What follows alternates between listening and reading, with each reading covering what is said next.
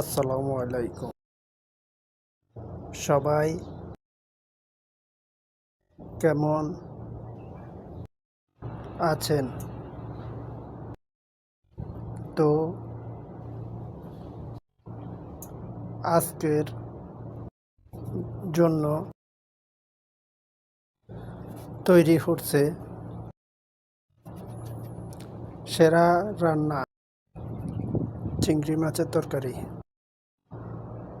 ১৪-১৫ ঘন্টা কাজ করে আসার পরে আরও ২ থেকে ৩ ঘন্টা ধরে রান্না করতে হয় নিজে খেয়ে বাঁচার জন্য।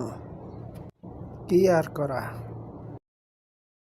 প্রবাসে তো মা আর বউ নাই যে রান্না করে খাওয়াবে।